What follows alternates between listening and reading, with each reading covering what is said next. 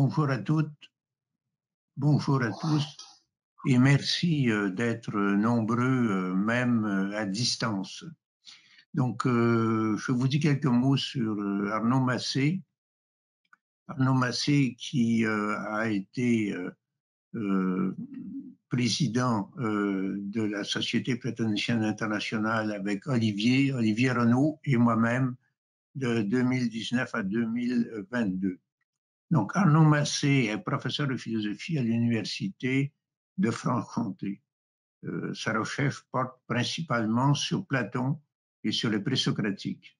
Son mémoire d'habilitation, consacré aux conceptions de la nature d'Homère à Platon, cherche à éclairer les textes philosophiques en les inscrivant dans un contexte littéraire et intellectuel plus large. Donc, non seulement Homère, mais Arnaud a beaucoup travaillé sur la question des plantes dans l'Antiquité et sur le corpus hippocratique. Il a publié en collaboration avec Lorenzo Ferroni une édition commentée de Lyon aux Belles Lettres, où il discute de la variété des usages que Platon fait du texte homérique. Il se penche aujourd'hui, et ça me paraît vraiment très original, il se penche aujourd'hui sur l'usage d'Homère dans la République et plus particulièrement sur le motif des mathématiques militaires. Donc, je lui laisse la parole. Merci. Merci beaucoup de me recevoir sur ce thème en particulier. Je voudrais l'introduire. Alors, Luc Brisson a ajouté ce qui aurait dû être mon sous-titre depuis le départ, à savoir cette question des mathématiques militaires. J'espère ne pas créer déjà une déception. Elle serait plus grande encore, étant donné la différence de qualité des orateurs, mais une déception comme celle que Platon avait provoqué en parlant de mathématiques et une leçon sur le bien. Mais rassurez-vous, il y aura des vers d'Homère. Je ne vais pas fuir la poésie. Pour commencer, je voudrais vous montrer des diagrammes que vous avez sur l'exemplier que vous avez reçu, mais on me permet de les partager. Alors, je vais passer par mon écran. Normalement, vous devez les voir. J'ai fait des petits diagrammes en 3D à partir des relevés de Bernard Suzanne. Alors, et j'avais mis en hyperlien. Vous pouvez retrouver sur son site, si vous mettez Bernard Suzanne, dialogue de Platon. D'ailleurs, je ne le connais pas. Si quelqu'un le connaît, je vais rentrer en contact avec lui. Évidemment, j'ai pas repris et revérifié toutes ces données, mais elles semblent solides. Et il a donc relevé, je vous explique le diagramme. Il a donc relevé dans chaque dialogue les mentions du nom d'Homère, c'est ce que vous voyez en bleu, les citations de l'Iliade, qui apparaît ici en couleur tabac, et de l'Odyssée en gris. Et je vous ai mis seulement quand la valeur était supérieure à 2, c'est-à-dire qu'il y avait au moins un des items où il y avait plus de 2. Ça permettait d'avoir un tableau plus clair. Donc, tous les autres, je ne dis pas que c'est négligeable, parce que je vais y revenir tout de suite. Je pense qu'il y a des rapports à Homère qui sont très importants dans des dialogues où il n'y a que 2 ou une touche, par exemple dans l'apologie, bien sûr. Et puis là, on mesure. Alors, Bernard Suzanne, il a fait aussi des relevés pour des mentions d'Achille, d'Ulysse. Il y aurait beaucoup, évidemment, si on voulait, je pense, prendre la mesure de l'ampleur toute la surface de dialogue avec Homère dans les dialogues platoniciens, il faudrait faire bien d'autres choses. Et même, par exemple, j'y reviendrai tout à l'heure, mais là, le timé n'est pas là. Dans le timé, on n'a quasiment aucune occurrence, mais pourtant, Grégory Nage, dans Plato's Rhapsody and Homer's Music, a suggéré que le timé et le Critias constituaient une épopée en eux-mêmes qui rivalisait avec la poésie homérique des Panathénées.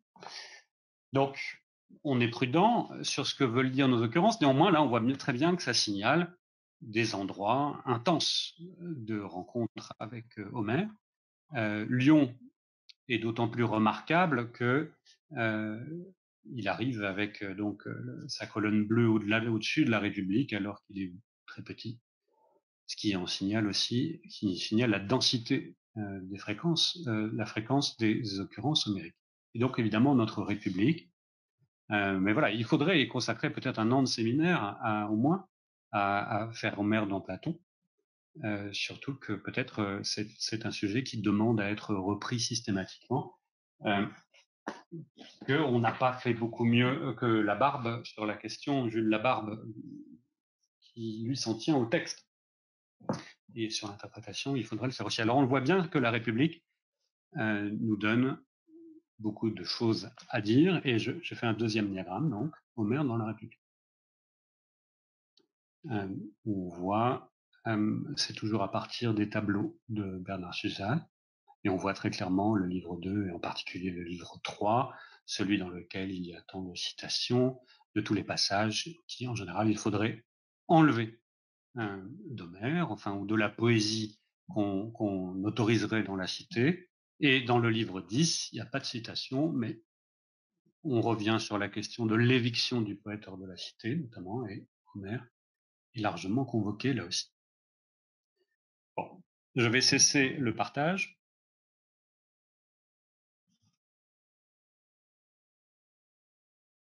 Voilà, on doit être revenu à l'écran, si je n'ai pas fait de bêtises, pour, après ce petit panorama, vous donner l'angle sur lequel je vais me diriger.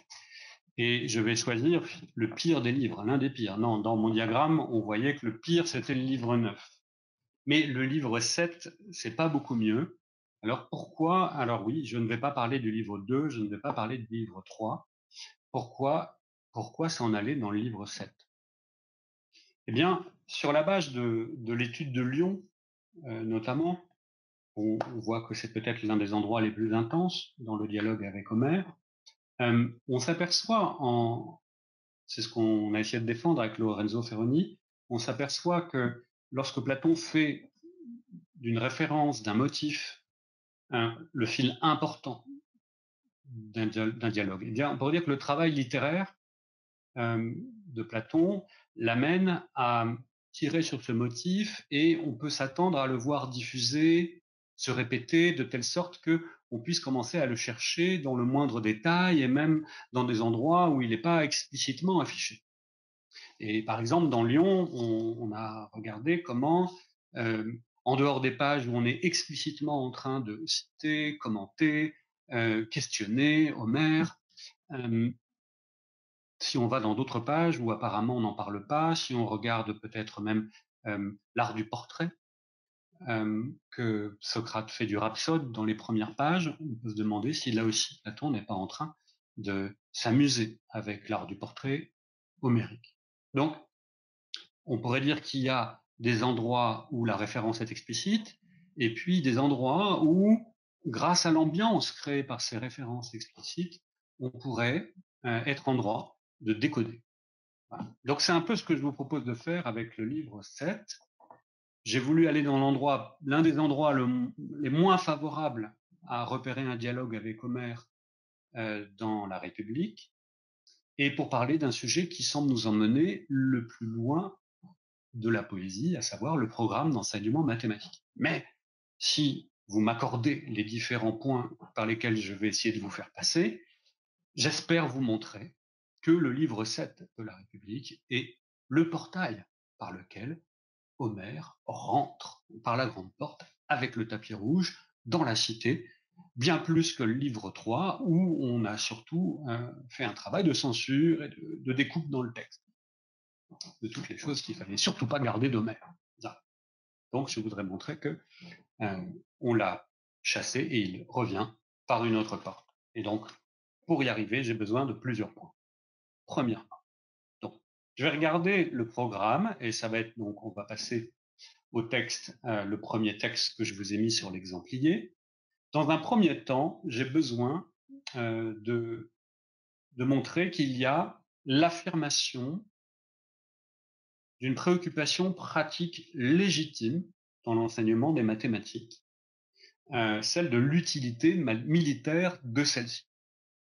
Et je voudrais montrer que cette utilité militaire, elle n'est pas du tout repoussée comme d'autres formes d'utilité. C'est à la limite de la contradiction dans ces textes où on va voir que il faut dégager bien sûr l'enseignement des mathématiques de préoccupations trop pratiques, notamment commerçantes, mais la préoccupation pratique militaire semble faire exception. J'ai besoin de ce premier point. Ensuite, on va se diriger vers l'apparition d'Agamemnon et de Palamède dans l'introduction de cette dimension des pratiques des mathématiques. Et puis voilà, de là on verra ce qui se passe. Donc, premier temps, je vais prendre le premier texte dans votre exemplaire. Je cite la traduction Leroux, en reprenant de temps en temps le moment du grec. Veux-tu alors que nous examinions maintenant de quelle manière de tels hommes seront produits dans la cité? Oi toiotoi, egene santai. Et comment on les conduira vers la lumière, comme on dit que certains sont montés depuis l'Hadès jusque vers les dieux. Là, Georges Leroux a fait pas mal de travail de repérage de ces références. Il renvoie ici davantage à la tragédie ou la poésie lyrique qu'à Homère lui-même, mais on a bien sûr le motif mythique ici transposé pour signifier la conversion de l'âme qu'il faut maintenant assurer pour nos gardiens. Comment ne le voudrais-je pas, dit-il. Faire cela, il semble bien que ce ne soit pas comme le retournement. Je serais curieux d'avoir vos avis sur la houk ostrakou an eye péristrophée. Georges Leroux. Moi, je pensais que c'était simplement les ostracas, comme ceux dont on se sert pour le vote, qu'on s'amuse à retourner, mais le retournement d'une coquille d'huître, un jeu suggéré par Georges Leroux ici. Donc, il ne s'agit pas simplement de retourner une coquille d'huître ou des ostracas, mais à la psychès périagogé.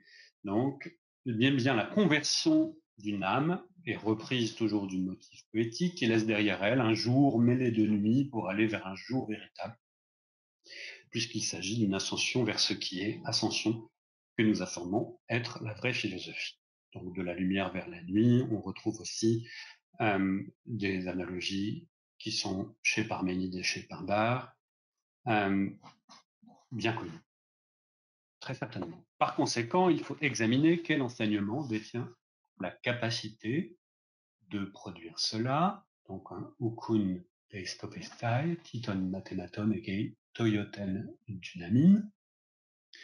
Comment faire autrement? Donc, quel est le mathéma qui va nous donner cette dynamis? Quel serait alors l'ukun, l'enseignement capable de tirer l'âme de ce qui devient vers ce qui est? Mais en disant cela, alors, c'est très intéressant, il vient de donner le but philosophique, dialectique, celui qu'on va poursuivre dans le livre 7, de tirer l'âme du devenir vers l'être. Et puis, il y a ce todedeno legonama. Il a une pensée qui percute le fil qu'on est en train de suivre. Mais en disant cela, je pense au même moment à la chose suivante. N'avons-nous pas affirmé que lorsqu'ils étaient jeunes, ils devaient être des athlètes de la guerre, ou atletas mentoi polemu et famen, qu'est-ce que ça vient faire? Et donc c'est cette rencontre des deux motifs qui va m'intéresser dans ce premier temps. On est en train de se poser la question de la conversion du devenir vers l'être. On devrait avoir laissé derrière nous la gymnastique, la musique qu'on a étudié précédemment, et dans le cadre duquel justement on a critiqué Homère. Et cette chose revient.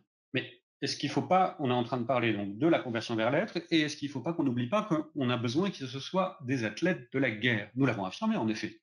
Il faut donc que l'enseignement que nous cherchons procure quelque chose qui s'ajoute à cette formation. Quoi donc? Qu'il ne soit pas inutile à des hommes de guerre. Mais à Creston, Polnikos, Andrassi. Je veux qu'on retienne bien cette petite notation.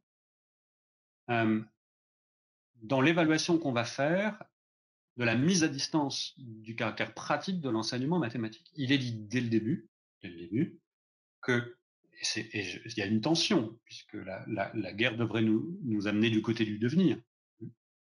On répète immédiatement que le mathéma qu'on va chercher parce qu'il aurait la dynamisme, la capacité de provoquer la conversion de l'âme, doit être en même temps utile à la guerre.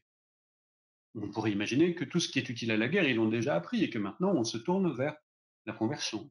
Non, on nous rappelle que ça doit être utile, là aussi. C'est étrange, c'est très étrange. Je passe au texte 2.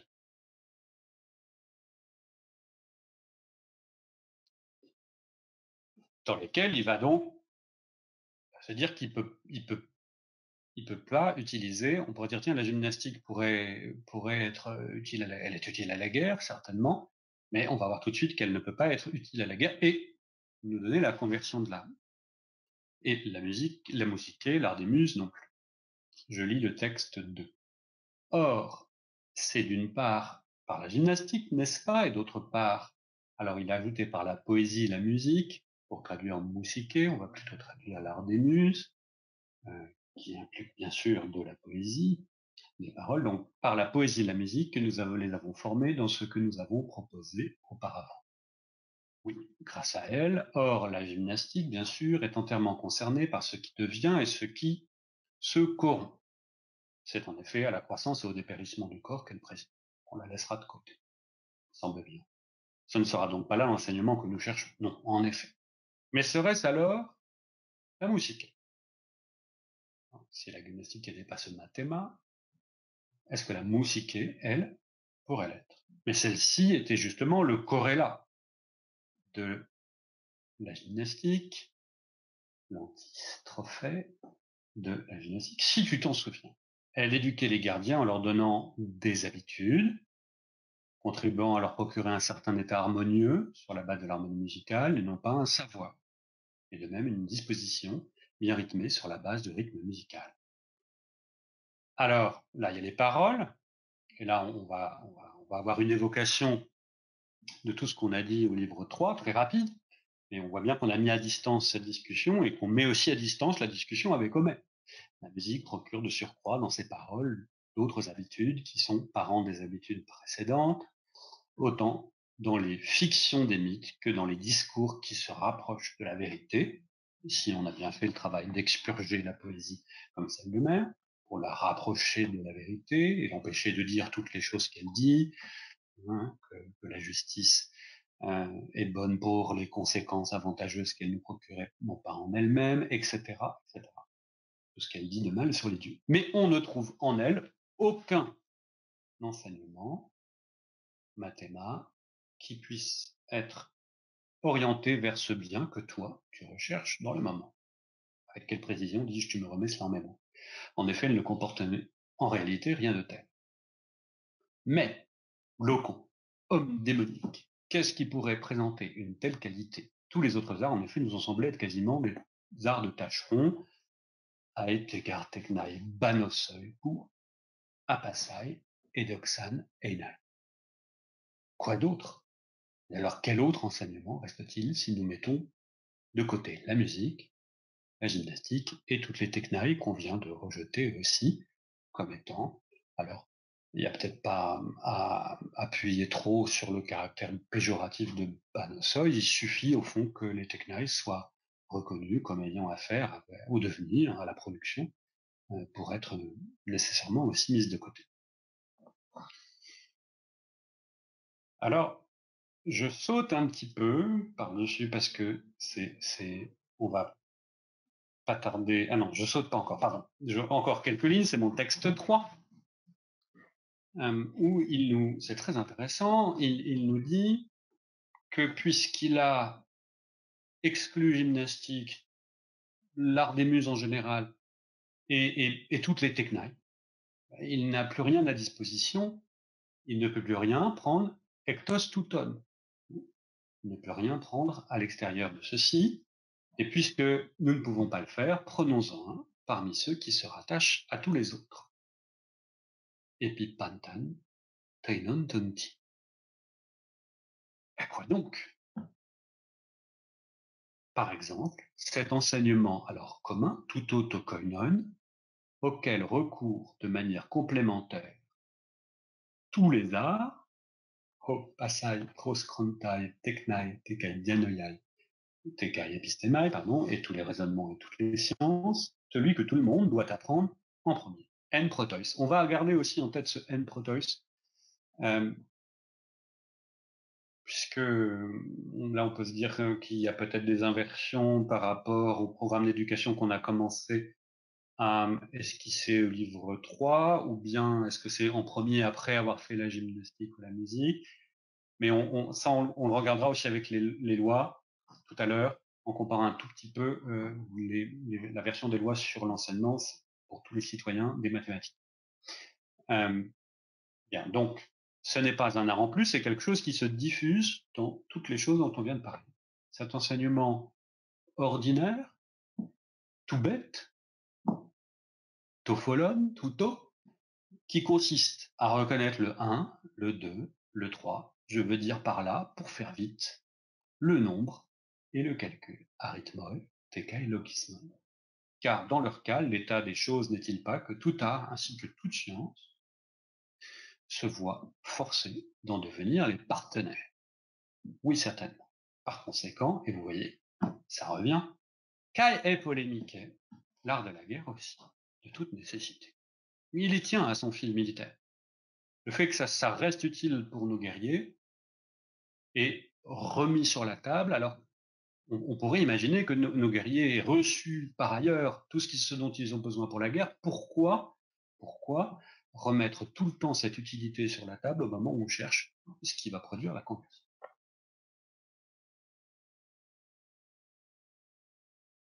Mon texte 4, c'est la fin.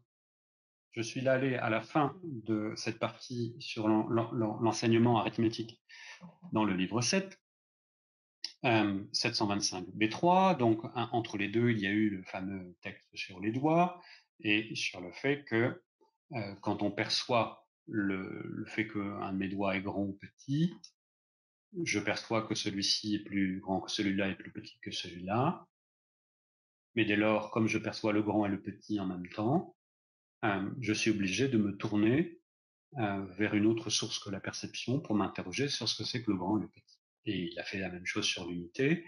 Mon doigt apparaît 1, mais si je regarde cette partie, je perçois quelque chose de multiple, donc je perçois l'unité et la multiplicité en même temps, et ça m'amène à m'interroger sur celle-ci.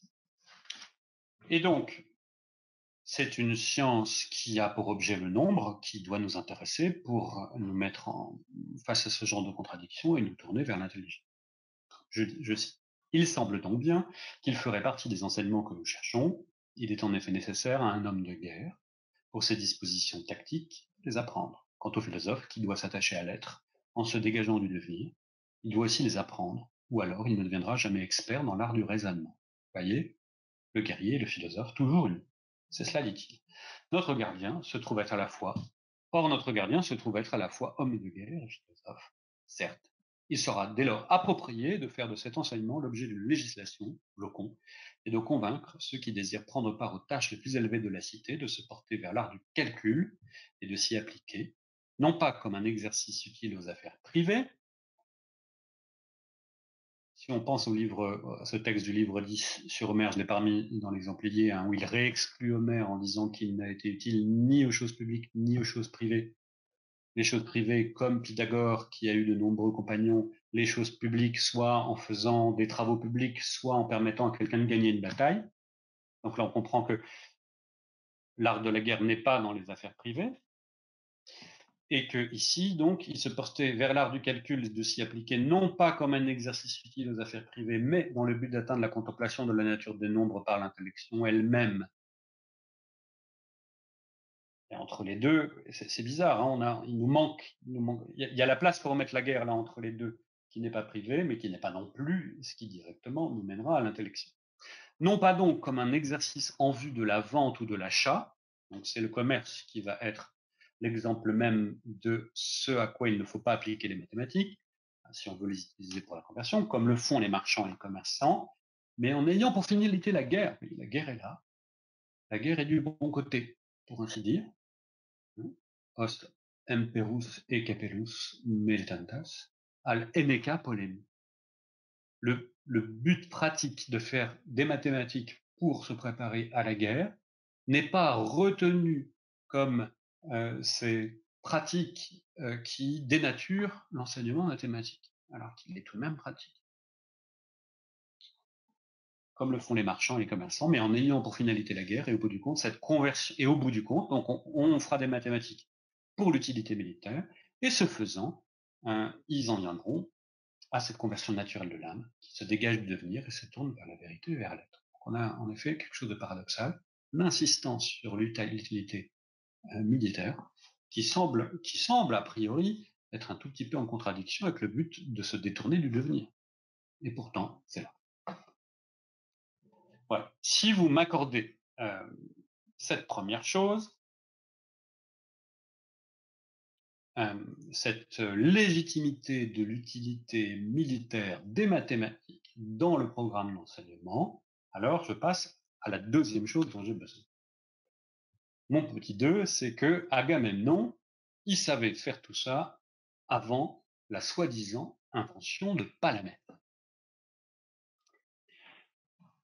Alors, j'en viens à ce texte très intéressant qui est notre texte 5.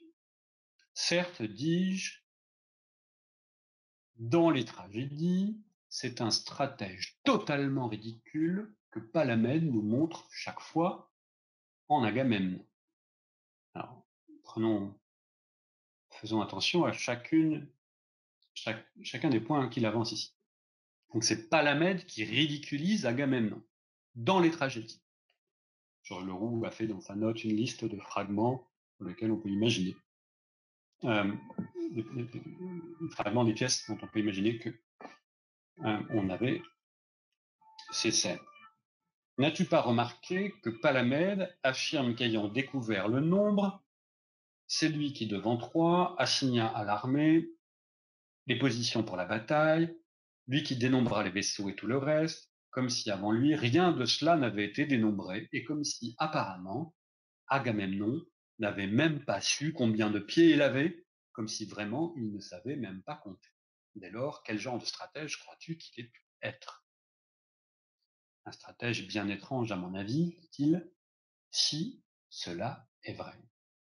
Statuerons-nous alors, dis-je, en disant que c'est un enseignement des plus nécessaires à l'homme de guerre que de pouvoir calculer et compter, toujours la même chose, le plus nécessaire de tous, dit-il, s'il veut comprendre quoi que ce soit aux positions des troupes pour la bataille, on va retenir toutes ces choses pour lesquelles on nous dit les positions des troupes, ou même s'il veut seulement être un être humain. Tu as donc, dis-je, de cet enseignement la même conception que moi, à laquelle il risque de constituer un des enseignements que nous cherchons, et qui conduit naturellement à l'intellection, et dont personne ne fait un usage correct, alors qu'il est tout à fait apte à tirer vers l'être. Bien. Donc, tout ça est très intéressant. Je note, donc, on a les tragédies, on a les textes comme, bien sûr, le Palamède de Gorgias, on a l'attribution à Gorgias de tout un tas d'inventions, dont le nombre, dont la pétéia, on retrouve ça chez Athénée. On a manifestement une mode en ce milieu de 5e siècle pour attribuer des tas de choses à Palamède. Et Platon semble se moquer de tout ça, ici. Pourquoi? Parce que s'il faut imaginer qu'on ait attendu que Palamède se trouve devant Troie pour inventer le nombre et apprendre à tout le monde à ranger le campement, alors ça rend Agamemnon et tous les autres rois parfaitement ridicules, comme s'ils avaient attendu Palamède pour savoir comment compter et savoir combien ils avaient de pieds. Donc on a ici un texte tout à fait intéressant, c'est le premier moment où il définit plus précisément l'utilité militaire des mathématiques, dont on a vu tout au long qu'elle était requise, et elle est faite non pas en parlant d'Homère, mais en se moquant d'une version qu'on attribue à la tragédie de l'épopée troyenne, dans laquelle on s'imaginerait pouvoir introduire avec Palamède le nombre, alors que manifestement, Ils en avaient besoin et ils savaient très très bien le faire sans lui. Bon, après tout ce qu'on a dit contre Homère dans le livre précédent, je note juste cette notation négative, l'intérêt de cette notation négative. Donc c'est la deuxième chose dont j'avais besoin. Reconnaître l'utilité militaire. 2. Reconnaître ici qu'on a écarté Palamède pour redorer le blason des héros troyens qui savent très très bien compter. Mais alors, en quoi consiste exactement ce savoir? Ce que je voudrais faire, parce que c'est pas beaucoup plus décrit dans la République, c'est aller dans un passage parallèle, en termes d'éducation arithmétique, dans les lois. Et c'est ça qui va nous ouvrir un dialogue avec un certain nombre de passages homériques. Donc, après la légitimité de l'utilité militaire des mathématiques, de Agamemnon ayant le savoir-faire avant la soi-disant invention de Palamède. 3. Les 3 exercices arithmétiques élémentaires. Et ça, je vais les chercher dans notre texte numéro 6. On est dans le programme d'éducation des lois, livre 7, 919 à 8, et l'étranger d'Athènes parle. Il faut dire qu'un homme de condition libre doit étudier au moins autant de chacune de ces disciplines qu'on apprend une foule innombrable d'enfants en Égypte, en même temps qu'ils apprennent à lire et à écrire. D'abord, en effet, concernant les calculs, apprendre par jeu et avec plaisir les connaissances inventées pour des enfants qui ne sont que des enfants. Donc on a des exercices qui ont été mis en œuvre, élaborés pour des enfants, et comment se font les répartitions naturelles. Alors, regardons cela. Ce sont des fruits et des couronnes à partager entre un plus grand nombre, aussi bien qu'un moins grand nombre de lots. Melon de tinon dianomai kai stéphanon pleusin amakai elatosin armatonton arithmon tononton, de manière à en faire toujours au total un même nombre. On va revenir sur les termes. Ou bien, à la boxe comme à la lutte, l'alternance est la succession de celui qui restera assis aussi bien que de ceux qui feront la paire. De même, c'est encore par manière de jeu que les maîtres réunissent en un même ensemble des gobelets d'or, de cuivre et d'argent, ou d'autres manières semblables, ou qu'ils les distribuent en groupe de la même matière. C'est comme ça que le Brisson et Jean-François Prado ont traité le oi des caiolas post-diagonales, adaptant de la sorte un jeu, ainsi que je l'ai dit, les opérations de l'arithmétique indispensables, et ce, afin de rendre les élèves plus aptes, aussi bien à régler un campement, une marche, une expédition militaire, on retrouve toujours cette finalité, ainsi qu'à, pas exclusive, qu'à administrer leur maison. Et en général, ils rendent les hommes plus capables de se tirer d'affaire eux-mêmes et plus éveillés. J'ai pas lu ces textes dans la République, mais on nous rappelle aussi que pour l'éveil, tout cela permettra de trier parmi les jeunes, en faisant faire les mathématiques d'abord pour la finalité de la guerre, de trouver ceux qui sont les plus éveillés à travers cet enseignement. Alors, nous avons 3 exercices qu'il nous faut tenter d'expliquer de plus près. Distribuer des pommes, appairer des boxeurs et des lutteurs, et jouer avec des gobelets d'or, de cuivre et d'argent. Et c'est là que si on essaie de comprendre les exercices, je crois que ça nous ramène à Homère. En tout cas, je vais essayer de vous emmener sur ce terrain. Alors, commençons par le premier exercice. Il s'agit donc de savoir distribuer, dianomai, des pommes ou des couronnes. Alors, il me semble que le génitif est courant pour désigner l'ensemble dont on dispose et dans lequel on prend pour distribuer. Miston, dianomai, comment distribuer des gages ou des salaires. Donc, distribuer des pommes, des couronnes, melon, tinon et stéphanon. Et puis, nous avons les destinataires, semble-t-il, au datif, distribuer à un plus grand nombre, sin, ou bien à un plus petit nombre, L-atocine, de destinataires. Dans la traduction Brisson-Prado, on parle tout de suite de lot. Alors, c'est pas exactement les destinataires, mais mathématiquement, ça revient au même, c'est juste. Combien on a de destinataires, combien on a de lots à donner des destinataires. Ça change rien du point de vue mathématique. On va voir peut-être que ça a une importance de distinguer la division des lots et la division des destinataires. Et que nos chefs de guerre maîtrisent ça. Donc pour l'instant, si j'entends l'exercice au sens le plus simple, je dirais, si j'ai 12 pommes, combien vais-je en donner à chaque enfant si j'ai 2 enfants, si j'ai 4 enfants, si j'ai 6 enfants, si j'ai 12 enfants. Et on voit bien qu'il le faut faire en vérifiant que ces lots s'harmonisent toujours au même nombre, sont toujours égales au nombre initial, pour que le compte tombe juste et que je n'ai pas de mauvaise surprise en répartissant les pommes entre les enfants. On pourrait se dire, tout va bien, si vous avez un nombre d'enfants qui est un diviseur de 12. Mais qu'est-ce que vous allez faire si vous avez 5 enfants? Cette question ne va pas paraître triviale, mais elle est de la plus grande importance pour un chef militaire sur un campement. Venez au texte suivant.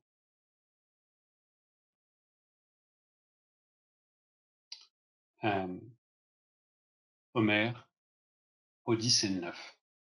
Je reprends un tout petit peu le contexte. On est arrivé à la nuit, à la faveur de la brume, sur l'île des Cyclopes. Ulysse a fait débarquer ses hommes, il a encore 12 bateaux, et ils se sont endormis sur la grève. Au petit matin, il s'agit d'organiser le campement et de prévoir les premières choses à faire, le repas. Dès l'aurore, ils ont exploré les forêts de l'île, ils se sont aperçus qu'elle est pleine de chèvres que les nymphes mettent sur leur trajet. On retourne au bateau, chercher des arcs et des épieux, et on s'organise pour la chasse. Ulysse déploie ses hommes en 3 bandes. C'est le verset 57. Diadetrica cosmetentes. La chasse est si belle que chacun des 12 vaisseaux reçoit 9 chèvres, sans compter les 10 chèvres mises à part pour Ulysse.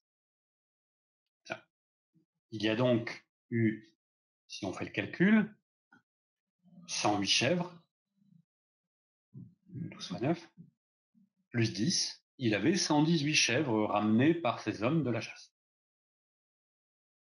C'est un nombre qui ne se divise pas en 12. Donc vous voyez, Ulysse, il a eu le problème d'avoir comme si j'avais 5 enfants et 12 pommes.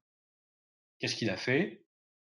Alors, même si les vers semblent nous laisser penser qu'il avait prélevé, il parle, les dieux nous octroient une si belle chasse que mes 12 vaisseaux ont chacun leurs 9 chèvres, pour mon bord seulement on en prenait 10. Alors, c'est une hypothèse que j'ai présentée dans un article de 2014 qui s'appelle Deux formes du commun en Grèce ancienne, dans les Annales, volume 69, numéro 3, et vous retrouvez ça, page 669, 672. J'ai voulu présenter l'idée que la fonction du geras, ici, la part d'honneur, d'un point de vue de pratique mathématique, pouvait être tout simplement ce qui permet à Ulysse de tomber sur le premier diviseur en 12. Donc ça serait l'équivalent de, si j'ai 12 pommes, je décide qu'il y a deux pommes qui sont la part du père, et j'en distribue ensuite 2 à chacun des 5 enfants. Et bien de la même manière, Ulysse a habilement décidé que la part qui lui revenait en tant que chef, c'était 10 chèvres, comme par hasard. Les 10, 118 moins 10, 108, et 108, il a pu faire 12 lots. La mise à part a permis de Geras, a mis à part de tomber sur le premier diviseur qui lui permettait de faire des parts égales entre les récipiendaires. Donc j'aurais tendance à dire qu'Ulysse maîtrise très très bien le jeu des pommes et des couronnes, avec la subtilité supplémentaire que les lois ne mentionnent pas, comment faire quand vous avez un reste. Très bien. Si vous m'accordez ce premier description de l'exercice des pommes ou des chèvres, donc, je passe à celui des lutteurs. Je le trouve plus difficile à comprendre. Je serai très preneur de vos lumières. Je relis donc Kai Picton kai palaiston, ephedrias te kai sulexeos. C'est pas facile de comprendre le en merei kai effexes kai ospefucasi dignestai. Non. Je dirais apéré, c'est la suggestion de traduction de Lubrisson Jean-François Prado sur le fait qu'il s'agit de trouver ceux qui feront la paire et donc pour ceux qui vont rester assis, ephedrias, et pour ceux qui vont faire une sulexis. Donc on a l'indication que soit ils sont tous assis et qu'ils se lèvent pour faire la paire, sulexis. Alors, ce qui n'est pas facile, c'est le enmerei kai effexes. Enmerei, traduit par ici alternance ou succession, posera la question à Luc Brisson tout à l'heure. Pas facile de distinguer alternance et succession. On aurait envie d'imaginer qu'entre effexes et enmerei, il pourrait y avoir quelque chose de synchronique où tous vont être apérés simultanément, chacun avec une paire, ou ceux qui vont passer, ou l'organisation le fait chacun son tour. En tout cas, savoir organiser un tel exercice de lutte, de telle sorte que ce soit de manière continue ou tour à tour que l'on se batte, tous ensemble ou chacun son tour, ça revient donc à savoir constituer des paires, à relier les éléments d'un ensemble à un autre. Et il y a là une compétence très utile encore sur le campement, par exemple pour mesurer des quantités d'hommes les unes aux autres. Et là, j'ai envie de comparer à cet exercice un autre texte de l'Iliade que vous avez juste après. Au chant 2, ce texte magnifique, je suis toujours fasciné par cet exemple de rhétorique et d'oralité incluant le raisonnement mathématique que vous avez dans cette partie du discours. C'est le moment où Agamemnon fait un exercice de reverse psychology, comme disent les anglo-saxons. Il est en train de dire à tout le monde ça fait 9 ans qu'on est là, qu'on piétine, et qu'on est vraiment complètement nul, et qu'on ferait mieux de rentrer pour fouetter au contraire ensuite leur orgueil pour l'assaut final, puisqu'il en a rêvé la nuit précédente. Ainsi, je lis la traduction Mazon, ainsi c'est pour rien qu'une si nombreuse et si belle armée achéenne mène une guerre et bataille vaine contre un ennemi inférieur en nombre, sans que l'issue s'en montre encore. Oui, et donc là il veut donner une idée de ce différentiel de quantité entre les deux armées. Oui, supposer que nous voulions tous, Achéens comme Troyens, après un pacte loyal, nous dénombrer également. Et tout d'abord, rassembler les Troyens, ceux qui ont ici un foyer, tandis que nous, les Achéens, nous nous grouperions par dizaines, es decadas tiakos metaimen, pour prendre ensuite,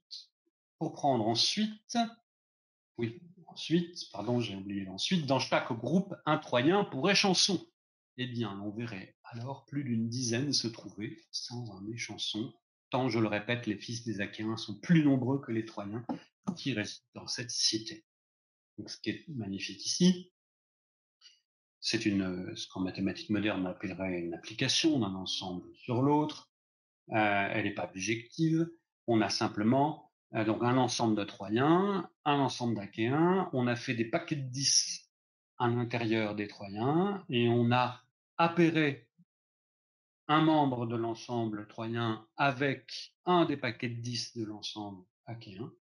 Et on constate qu'il y aurait beaucoup de groupes de 10 qui n'auraient pas leur échanson. Ce qui permet de se donner en effet une image très parlante. Mais pour que cette image soit parlante, ça qui est fascinant, pour que cette image soit parlante à un auditoire, il faut que ces petits exercices mathématiques-là soient d'une grande familiarité. Bien, une grande familiarité dans ce contexte guerrier. Il me semble que cette remarquable application qui a créé des paires, c'est encore plus compliqué que l'exercice que nous proposons pour les enfants, les lois, d'appairer on pourrait avoir peut-être 2 équipes de lutteurs, et puis on en prend un de chaque équipe, on les fait jouer, puis on mesure du coup s'il y en a qui restent assis ou qui ont trouvé leur paire. On a tout de suite une évaluation des quantités qu'on a de part et d'autre, et par cet appairement. Et c'est l'outil mathématique qu'utilise Agamemnon pour mesurer la taille respective des 2 armées. Voilà, de manière remarquable. Donc si vous m'accordez qu'après que les pommes évoquent les chèvres d'Ulysse, un exercice du même type que les chèvres d'Ulysse, que l'appairement des lutteurs et des boxeurs est un exercice facile qui ressemble à ce qu'on fait en plus grand avec Agamemnon au livre 2, il me faut maintenant le dernier exercice, les gobelets d'or, de cuivre et d'argent. Je reprends le texte. Kai de kai paizantes, fiala samacrusu, kai calcu, kai arguru, kai toyuton tinon alon, keranumtes, de holas pos gadidontes. De même, c'est encore par manière de jeu que les maîtres réunissent en un même ensemble des gobelets d'or, de cuivre et d'argent, ou d'une autre matière semblable, qui les distribuent en groupe de la même matière. C'est toujours la traduction Brisson. En quoi ce nouvel exercice diffère-t-il des précédents? Nous n'avons plus des pommes ou des couronnes identiques, mais des gobelets de différents métaux qu'il s'agirait de savoir tour à tour mettre tous ensemble. C'est comme ça que je comprends le keranuntes. Soit on les mélange, et on a des gobelets de cuivre, d'argent et d'or mélangés, soit on les réunit en groupe homogène. Donc éventuellement on les remélange en les gardant réunis par paquet homogène. Donc soit ils sont tous mélangés, soit ils sont chacun dans leur matière. La pertinence mathématique de l'exercice peut sembler pauvre. Mais si on se tourne vers une dimension pratique en contexte militaire, il me semble que nous trouvons assez vite des situations équivalentes et qu'elles relèvent les moments les plus subtils de la réflexion des rangeurs d'hommes homériques. Admettez qu'il y ait par exemple au sein d'une troupe différentes distinctions possibles que l'on puisse utiliser pour faire des sous-groupes ou au contraire des critères qu'on puisse tenir pour indifférents, selon les cas. On tirera les choses donc selon différents critères. C'est le propre des rangeurs d'hommes, cosmetere laon homérique. Selon l'origine, par exemple, on nous dit au chant 2, vers 655, que les Rhodiens sont rangés diatrica selon leurs 3 cités d'origine. On peut utiliser l'âge, par exemple, dans l'antre du Cyclope, Ulysse, c'est Odyssée 9 vers 220, juste après le tri des chèvres, on découvre dans l'antre du Cyclope Polyphème des stalles qui répartissent des agneaux et des chevreaux selon un critère d'âge. Chacun avait un enclos séparément, d'un côté les aînés, d'un autre les cadets, et d'autres encore les nouveau-nés. Donc voilà, des gobelets d'or, d'argent, de cuivre, des chevreaux de l'année, ou des aînés, ou la catégorie intermédiaire, rangée par Polyphème. On peut encore ranger selon les dispositions et l'équipement. Ce dernier exemple m'intéresse tout particulièrement. C'est un passage précis de l'Iliade que nous pouvons regarder de plus près. Je vous l'ai mis juste après.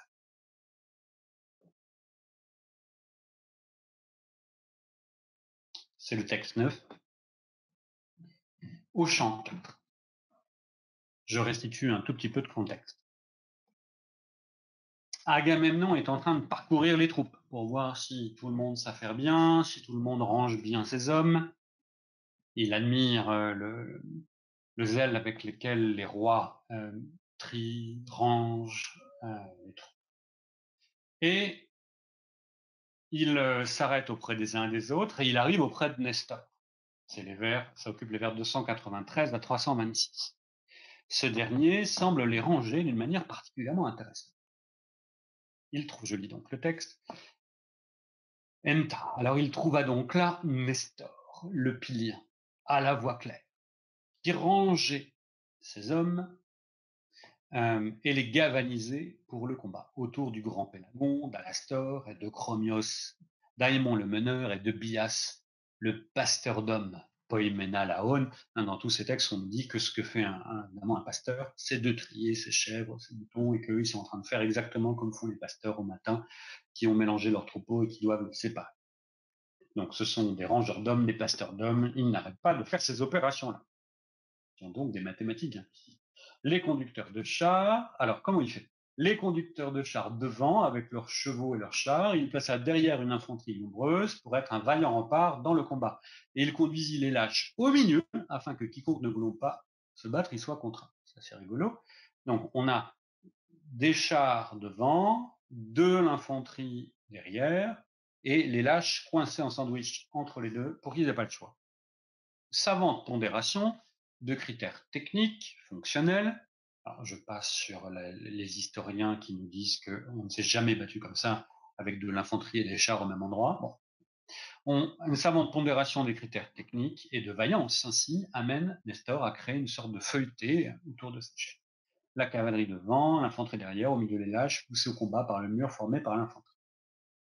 Donc là, tout se passe comme si, au lieu de mélanger, donc les gobelets de différents métaux avaient été séparés avant d'être placés dans une organisation où ils sont remis collectivement ensemble, mais en ayant fait paraître l'homogénéité selon des critères ici de fonction et de vertu. Les critères sont un peu hétérogènes. Il y avait les armes et puis il y avait la vertu. Or, et alors, c'est un peu spéculatif, mais c'est une hypothèse supplémentaire que je veux faire. Dans Homère, c'est sur ce genre d'exercice que le nos apparaît particulièrement. Regarde, bon, voilà, là, c'est le vers 309, je ne vous l'ai pas mis sur l'exemplier, c'est juste après. Parce qu'il donne des conseils supplémentaires à la formation des stores. Il leur dit, c'est comme il donnera des conseils à Archiloque dans les jeux funéraires, mais on garde ça pour la discussion. C'est toujours le nos qui apparaît à ce moment-là. Le conducteur de char, c'est un extrait que Platon a mis dans Dion. Le conducteur de char ne doit ni se précipiter au devant, ni reculer, se contenter d'atteindre les Troyens en lançant leur pique. Et il leur dit, il faudra garder cet esprit et ce cœur, tonde noon caetumon enis tetessim, 300. Le nos, là, est bien ce grâce à quoi des hommes garderont en tête l'organisation qui leur a été imposée, cette combinaison parmi d'autres possibles, mais qui sera leur organisation pour ce combat-là. Car d'autres organisations sont possibles. Et c'est ça qui rend Nestor si frappant comme le plus sage, le plus savant en guerre, comme l'expression, je l'ai mise un peu plus loin, elle est en 310, juste après mon vers sur garder à l'esprit cette organisation. Polémon eidos, il est connaisseur en guerre. Eh bien, fin connaisseur de la guerre. Ce qui est frappant chez Nestor, c'est qu'il est capable de proposer différents types d'organisations. Donc, d'avoir séparé les gobelets en argent selon leur matière, mais un autre jour selon leur taille ou selon leur forme, pour faire une autre division, une autre séparation du groupe. Or, ce qui semble particulièrement requis dans ce cas, c'est justement de savoir faire varier les critères de subdivision du groupe. Et la renommée de sagesse de Nestor semble justement tenir à sa capacité à changer de critère de tri. Il fait une suggestion de cette sorte au chant 2. Je reviens en arrière, et c'est le texte que vous avez juste après.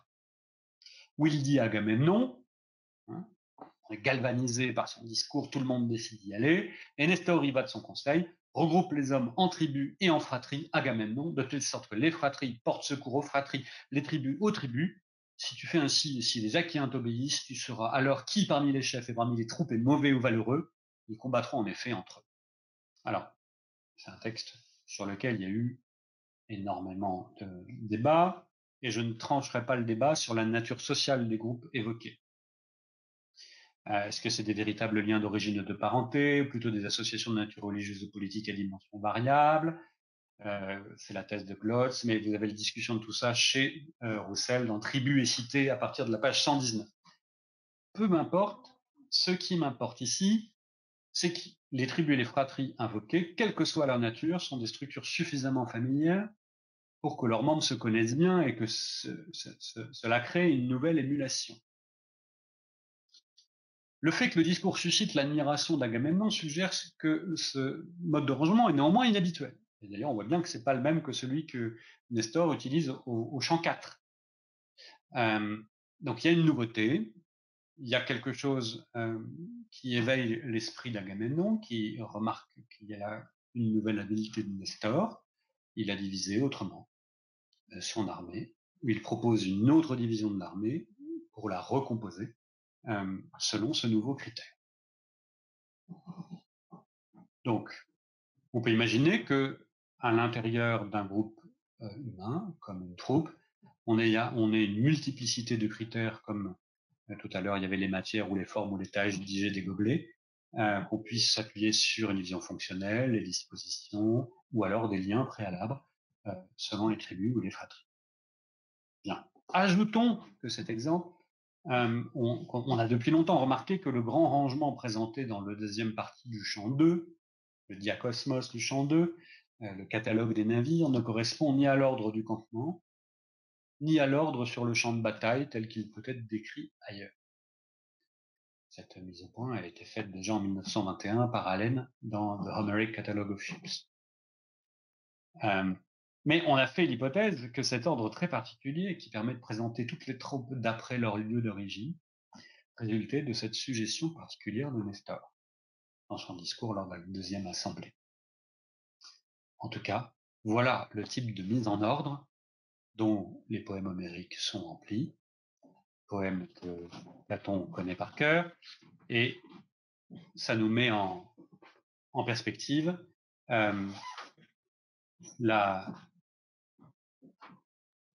ridicule de la tragédie prétendant introduire un Palamède arrivant comme une fleur pour apprendre à compter à tous ces pasteurs d'hommes qui savent déjà si bien le faire. On comprend la moquerie de Socrate qui s'apprête lui alors à insister sur l'utilité militaire de l'arithmétique.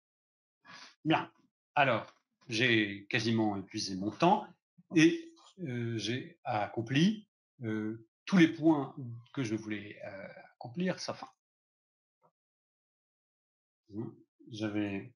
J'avais besoin d'établir la légitimité de l'utilité militaire des mathématiques dans le programme d'enseignement du livre 7. J'avais besoin de ce moment de critique de la tragédie et donc peut-être qui nous laissait ouvert la porte à une valorisation de la pratique mathématique des héros homériques. Si la tragédie n'a rien compris à ça, peut-être que dans les poèmes homériques, c'était là. Troisièmement, on est passé par les 3 exercices arithmétiques qui, dans les lois, servent à expliciter le type d'enseignement à une protoïs élémentaire de l'arithmétique. Et face à ces 3 exercices, on a pu trouver des exemples dans chacun de chaque type dans les poèmes. Quatrièmement, pour finir, je voudrais vous montrer comment, pour accréditer un peu plus l'idée que Platon a en tête l'ensemble de ces exercices, qu'il les associe à des pratiques guerrières, que c'est évidemment celles qui sont présentes dans le poème, et que c'est important pour lui. Je voudrais appliquer les 3 exercices pour finir, c'est mon 4e temps, au nombre 5040, le nombre cardinal des lois. C'est le texte, le dernier texte que je vous ai mis.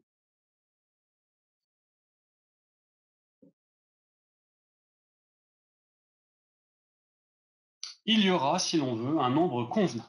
5040 exploitants agricoles prêts à défendre leur lot. La terre et les domaines seront distribués en un nombre semblable de parts, un homme et un lot faisant la paire.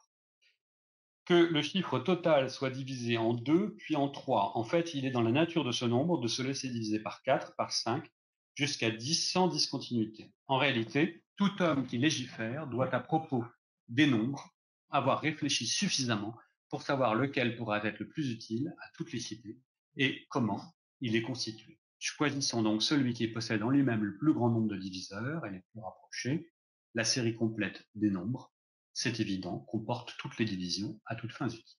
Mais le chiffre de 5040 n'admet pas plus de 59 divisions, incluant celles allant de 1 à 10 sans discontinuité, qui puissent servir aussi bien, je souligne, pour la guerre que pour les occupations de paix, qu'il s'agisse de contrats dans leur ensemble et de conventions en matière d'impôts et de distribution.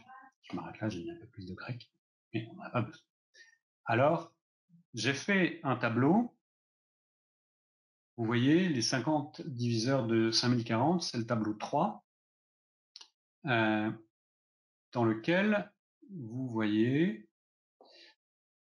Donc j'ai pris la troisième colonne, je l'ai prise de la note 66, page 397 de la traduction de Bresson-Prado. Ils ont donc divisé. Ils ont immédiatement fait comme si c'était une division de la population en un certain nombre de groupes. Donc, on a les nombres de foyers dans la partie. Alors, c'est peut-être un petit peu différent de notre jeu des pommes, mais c'est quand même là, puisque c'est pour ça que j'ai rétabli le diviseur dans la colonne centrale, pour qu'on retrouve notre jeu des pommes.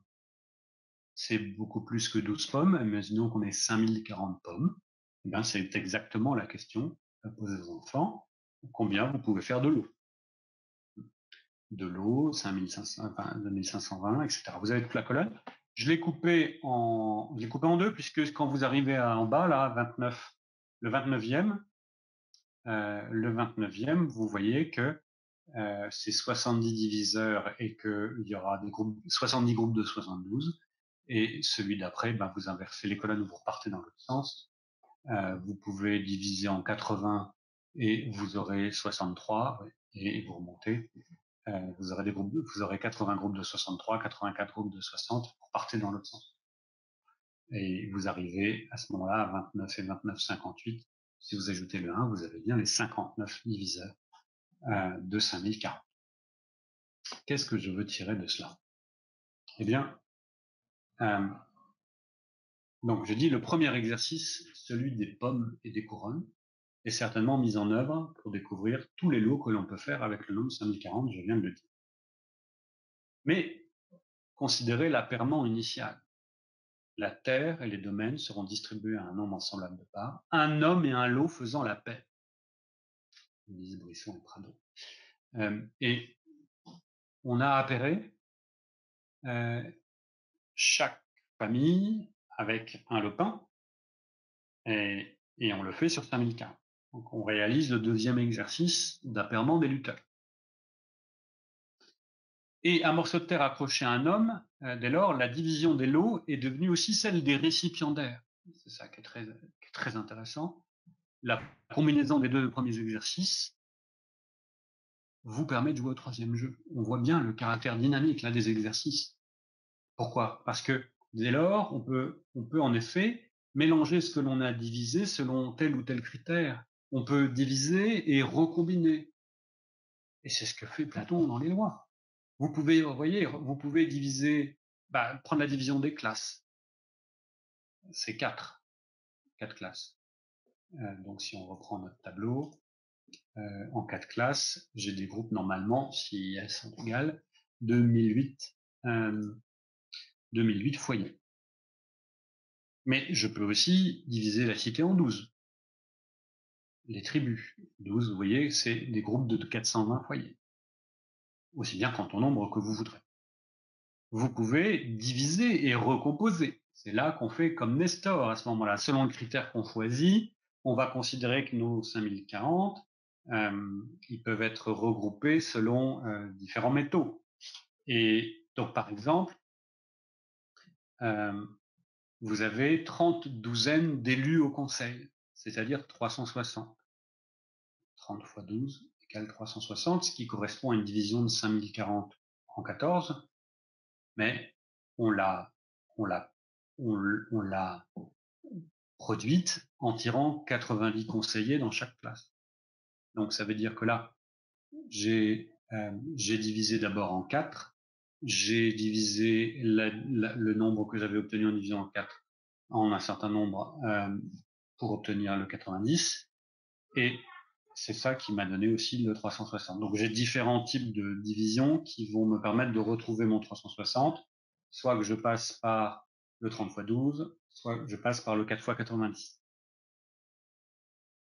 Et ces différentes divisions correspondant à différentes façons de réagencer les parties de la cité, comme Nestor réagence l'armée en utilisant un critère qui fait une division différente. Donc, ça veut dire que du coup, on peut vraiment remettre des mathématiques dans le troisième exercice, parce qu'on l'a pris maintenant dans la continuité avec les deux premiers, et qu'avec ce nombre remarquable de 5040, on peut vraiment intégrer ces trois dimensions. Et ça donne à Platon la fluidité d'un groupe auquel on pourra appliquer des tâches diverses, politiques, administratives, carrière, administratives pour l'impôt, c'est parfait pour calculer l'impôt, tout ça. Et on voit bien qu'on a là une application sociale des mathématiques militaires, héritées des pasteurs d'Homère. Et deux analogies d'ailleurs avec, notamment avec le pasteur, sont utilisées dans ces livres des lois. Mais on a l'art pastoral, on pourrait dire, on a aussi l'art du tissage qui permet de penser la façon dont le législateur modifie la composition même de la pensée, de la cité, pardon, soit par éviction des membres corrompus, c'est notamment ce qu'on fait en invoquant le pasteur. Vous avez ça en loi 5 736b. Et puis ensuite, il applique le modèle à l'action du législateur, puis politique 309, 300A et B, pour l'entre-là des différents métaux, pourrait-on dire, de la cité, pour penser toujours à notre jeu des gobelets. Bien. Cette analogie pastorale n'est pas là encore sans évoquer la façon dont Homère décrit les pasteurs d'hommes. On pourrait dire, et je conclus là, que cette élaboration platonicienne suscite une vaste réappropriation de ces aspects pratiques des manœuvres militaires et de leurs mathématiques telles que le poème homérique prend soin de les mettre en scène, comme Platon le sait très bien. Dès lors, si on conclut sur, pour revenir sur Homère, dire quelque chose d'Homère dans la République, je me suis dirigé vers le livre 7, livre pauvre en citation et en référence à Homère,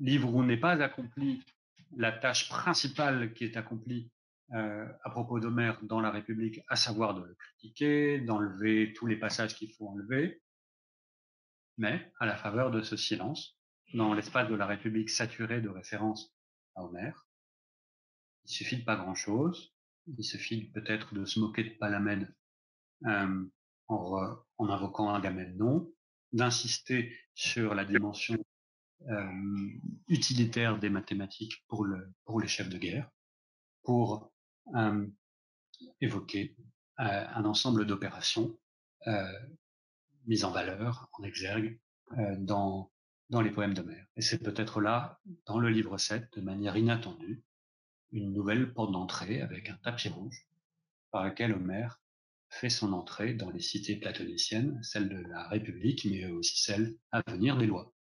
Je vous remercie.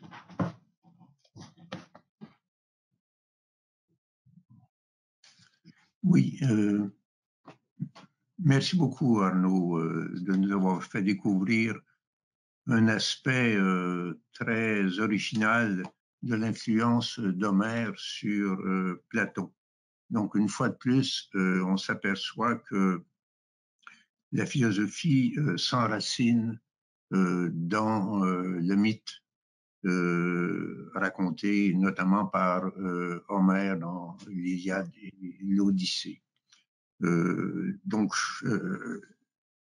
Et on dépasse cette question sur laquelle j'ai beaucoup insisté concernant la censure d'Homère dans les livres 2 et 3. Donc dans le livre 7 et surtout dans les lois, c'est très intéressant ce que vous avez montré, Homère joue un rôle beaucoup plus positif. Et notamment dans l'organisation civique euh, dans l'organisation civique de la République et des lois. Donc, je ne vais pas vraiment poser de questions pour laisser l'auditoire vous poser des questions. Je voudrais simplement faire deux remarques puisque vous m'avez sollicité. La première remarque, ça concerne la coquille, le jeu de la coquille dans la République. On retrouve ce jeu de la coquille, une allusion à ce jeu de la coquille dans le Phèdre 241D. Donc, l'idée fondamentale, c'est que on peignait une coquille d'un côté noir et de l'autre côté blanc. Et on faisait deux groupes de jeunes séparés par une ligne. Et là, quelqu'un lançait la coquille et suivant la couleur de la coquille qu'avait décidé de prendre un groupe, suivant le côté de la coquille qui était apparent, un groupe poursuivait l'autre jusqu'à une borne. Et chaque fois que le groupe qui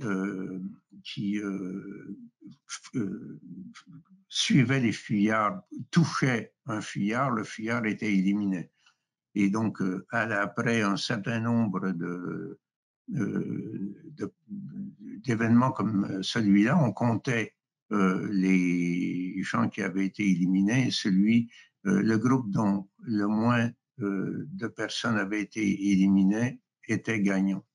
Dans les lois, c'était un peu différent et on revient à l'idée que défendait Arnaud, c'est-à-dire qu'à la boxe et à la lutte, on tirait au sort et donc si le groupe était pair, se constituait donc deux opposants. Et si le groupe était impair, il y avait toujours quelqu'un qui restait assis. Et donc, ça permet d'expliquer un texte qui, comme Arnaud l'a dit, est très difficile à traduire et à comprendre. Donc, encore une fois, on voit à quel point Platon était sensible à des aspects très concrets de la vie en groupe, et notamment il y a un très bon livre sur le sujet, mais je ne me souviens plus de l'auteur et du titre, l'importance du jeu chez Platon. C'est quelque chose qui est surprenant, mais dont on peut tirer beaucoup de choses. J'espère que je me suis expliqué assez clairement parce que j'ai assez peu de temps pour rendre compte de ces deux passages, l'un de la République et l'autre des lois, des passages que je trouve très intéressants et qui vont dans le sens d'Arnaud. C'est souvent dans les détails qu'on trouve des choses fondamentales. Donc, je ne sais pas ce que Arnaud peut répondre là-dessus et ensuite je passerai la parole à l'auditoire. Oh ben je ne vais pas répondre longtemps, je vous remercie pour les références. Je vais aller regarder de près cette histoire de jeu, parce que dans le jeu que vous avez décrit, il manque peut-être juste l'élément, parce que l'élément qui l'intéresse, c'est de retourner la coquille. Oui, mais c'est exactement ça. C'est-à-dire que dans le Phèdre, c'est celui qui aime, qui est aimé, qui à un moment donné n'aime plus l'autre. Donc, je ne sais pas si vous voyez ce que je veux dire. Et on a une opposition, celui qui aime se lasse et n'aime plus. Donc, on change de... Parce que dans le jeu que vous avez décrit, on lance la coquille, et elle Oui. doit tomber d'un côté ou de l'autre de la ligne, mais est-ce qu'on la retourne? Est-ce que s'il y a Non, un non, enjeu? non. Elle doit tomber sur la ligne ou tout près de la ligne. Ce qui compte, c'est la couleur. Parce que la couleur désigne le groupe qui va poursuivre et le groupe qui sera poursuivi. D'accord, mais on n'a pas besoin de la retourner. Dans la République, non. Dans la République, On- non. Si elle tombe de façon par hasard d'un côté ou de l'autre. Alors que dans le Phèdre, oui, on la retourne. C'est-à-dire D'accord. celui qui aime n'est plus aimé et il va courir après celui qui était l'aimé, etc., etc. Donc là, dans le Phèdre, on retourne la coquille. Dans la République, dans le jeu de la coquille, on ne retourne pas la coquille, c'est le hasard qui fait que... Ouais, mais ça revient dans la République à un retournement de la coquille pour une raison très simple, c'est-à-dire qu'on passe du sensible à l'intelligible. Enfin... Ok, bon. C'est un peu compliqué, on en reparlera, mais je pense, encore une fois, je le répète, c'est la notion de jeu et de sport est très importante chez Platon. Merci. Donc, d'autres questions, parce que je pense que Arnaud s'attend à ce qu'on lui pose un certain nombre de questions et qu'on lui fasse un certain nombre de critiques. Ben.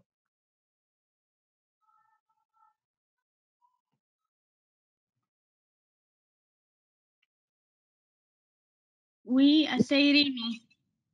Comment on demande la parole? Excusez-moi. Est-ce qu'on peut prendre la parole ou est-ce qu'on demande à quelqu'un? Oui, c'est bien, Irimi, on vous écoute. Hein? Merci beaucoup. Je dois aussi allumer la caméra, je sais pas. Oui. Pourquoi pas? Oui, voilà. Donc, merci beaucoup. J'ai trouvé votre conférence très intéressante. Je voudrais demander la question suivante. En vous écoutant, j'ai pensé à un autre passage du livre 7 où l'ascension dialectique est comparée à une bataille. Il s'agit de 534b. Et là, c'est lui qui est en mesure de distinguer par le discours la forme du bien et l'en séparant de toutes les autres, est comparé à quelqu'un qui est dans un combat et qui passe à travers toutes les réfutations. Et j'aimerais demander ce que vous feriez de ce passage dans le cadre de votre... comment dire, de votre interprétation. Si vous voyez une manière à associer le passage avec ce que vous venez de nous expliquer. Voilà, merci beaucoup. Merci beaucoup. Je dirais le regarder de plus près, mais alors en effet, on serait sur une signification analogique dans lequel on utiliserait ce contexte militaire pour penser ce qu'on doit faire dans la progression dialectique. Pourquoi pas? C'est pas la seule analogie. Parfois, il utilise le jeu, comme même le jeu de la pétéia, où on peut se faire bloquer les pions, mais qui peut servir aussi qui est aussi le jeu on a beaucoup d'amphores avec Achille et Ulysse qui jouent à ce jeu. Jeu associé aussi à nos guerriers. Donc oui, je pense c'est tout à fait probable qu'il utilise des analogies, à un niveau analogique aussi, ces motifs guerriers pour continuer à penser ce que font ces philosophes en progressant dans leur apprentissage dialectique et dans l'exercice dialectique. Moi, ça me semble assez naturel. Il faudra aller vérifier. Mais merci beaucoup pour cette suggestion. Je vais regarder ça. Oui, pardon. Oui, je pense que Salomon voulait poser une question. Ou... Oui, tout à fait, si c'est possible. En fait, j'aurais plutôt deux remarques et une question. La première, si j'ai bien compris votre exposé, vous mettez en évidence, en travaillant sur Homère, que la connaissance de l'arithmétique par les Grecs n'était pas aussi insignifiante qu'on pourrait croire. Et donc, ils avaient déjà tous une certaine pratique des nombres et des opérations. Donc ça, c'est le premier point, c'est une sorte de question, une sorte de remarque. Le deuxième qui va dans le même sens, c'est par rapport au nombre 5040. Et donc, c'est la connaissance, cette fois-ci au temps de Platon, des nombres et de la décomposition des nombres. Parce que d'une part, savoir que 5040 a 50 diviseurs, ce n'est pas complètement évident. Si on le fait à la main, on a de grandes chances de se tromper. En outre, Platon ajoute que 5040 est le plus petit nombre qui a le maximum de diviseurs, juste avant, je crois, ou juste après. Or, ceci, c'est encore moins évident, puisque il faut calculer cette fois-ci le prochain nombre qui aurait plus de diviseurs que 5040, en étant pas beaucoup plus grand. Et pour cela, il faut multiplier par 11. Et donc, on obtient quelque chose de un nombre vraiment considérable. Donc là encore, cela irait dans ce sens, à savoir une connaissance des mathématiques assez forte par les Grecs, que ce soit au temps d'Homère et bien sûr au temps de Platon. Bon, je dis ça parce qu'il y a un certain nombre de thèses dans les mathématiques, parmi les mathématiciens et les historiens des mathématiques, qui réduisent la connaissance des mathématiques avant Eudoxe, donc avant Platon. Alors ma question, moi, elle porterait plutôt sur le tête-à-tête. Justement, dans le tête-à-tête, on parle d'Homère, hein, c'est en 151e. Tout d'abord, il s'agit de répondre à la question de Socrate, hein, qu'est-ce que c'est la science? Et au bout d'un certain temps, finalement, tête-à-tête accepte de répondre que c'est la sensation. Alors, je prends la traduction de Luc Brisson, celui qui sait quelque chose a la sensation de ce qu'il sait. Et ensuite, on ajoute, la science n'est pas autre chose que la sensation. Quant à Socrate, il termine en disant, sensation, dis-tu, est la science, perception, you say, is knowledge, dans la traduction de Trénic. Alors, ce qui est un peu curieux dans cette histoire, c'est que juste après, pour défendre cette thèse, qui est, dit Socrate, la thèse usuelle parmi ceux qui réfléchissent, parmi, disons, les philosophes, de manière large, grecs de l'époque. Donc, il nous cite Héraclite, Empédocle, Protagoras, et là, deux autres qui sont assez différents, Épicharme et justement Homère.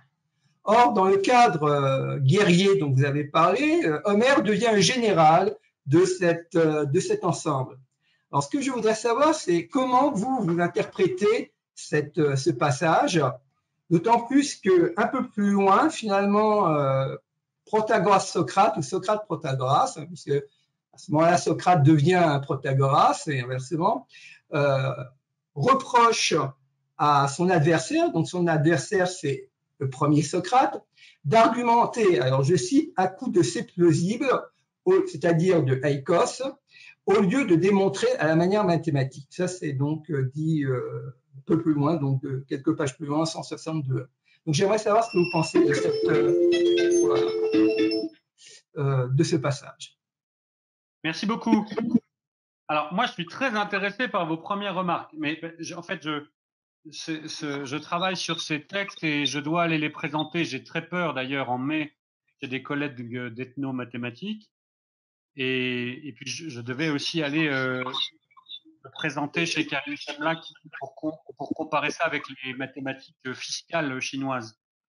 Donc, ce qui m'intéresse beaucoup, et je suis preneur, moi, de beaucoup de remarques parce que je suis ignorant sur ces questions et je voudrais être moins, c'est qu'en effet, le fil de ces mathématiques que j'ai appelées pratiques, que Platon appelle pratiques, semble être à la fois modeste face à des mathématiques, ou en tout cas les exercices dont on a parlé, on est au niveau CP ou CE1, mais qui témoigne d'une culture, en tout cas d'une culture mathématique qui n'est pas celle qu'on trouve d'habitude. On ne trouve pas de chapitre dans l'histoire des mathématiques grecques qui nous parle de cette culture mathématique concrète et liée à l'activité guerrière. Et donc ça, c'est une histoire, j'aimerais beaucoup trouver des gens qui l'ont défrichée. Moi, j'ai commencé à parler avec quelques collègues mathématiciens. Ils me disent, bon, ton 5040, c'est facile si on connaît les travaux sur les diviseurs des Babyloniens ou des choses comme ça. Mais en tout cas, c'est pas le visage forcément de l'histoire des mathématiques grecques, en effet. Donc, pour moi, c'est un chantier d'exploration, mais je suis vraiment preneur de toutes les suggestions de bibliographie sur la question. Alors, sur le tête-à-tête.